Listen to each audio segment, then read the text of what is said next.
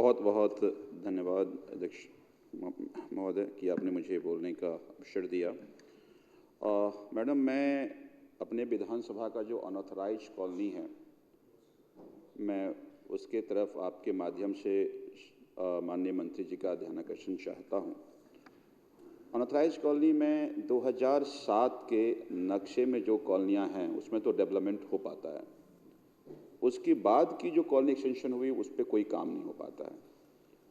उसका कारण ये है कि चूंकि 2007 का जो नक्शा था उसके बाद जितने भी एक्सटेंड हुए उसका कभी उसको ऐड नहीं किया गया।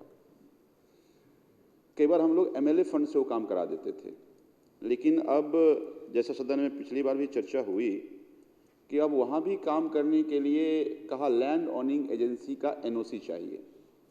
अब चूंकि अनऑथराइज कॉलोनी है तो वहाँ पे लैंड ओनिंग एजेंसी तो यूडी होना चाहिए।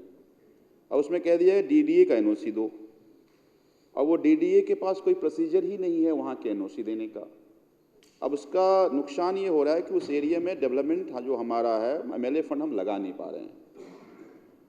और बहुत सारी ऐसी कॉलोनियाँ हैं, मेरे यहाँ ऐसी 42 कॉलोनी है जो एक्सटेंड हो चुका है।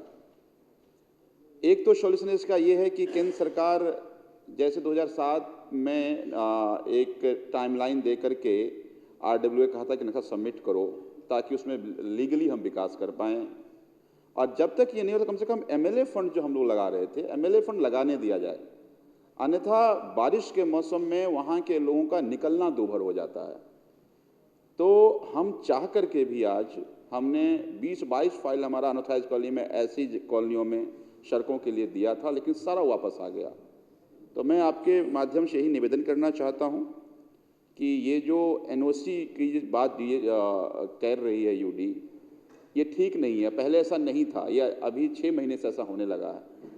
तो इसको हटा दिया जाए ताकि हम कम से कम एमएलए फंड वहाँ लगा पाएँ और वो तमाम हमारी कॉलोनी हमारे विधानसभा की कॉलोनियाँ जहाँ सड़कों की ज़रूरत है वो सड़क बन पाए।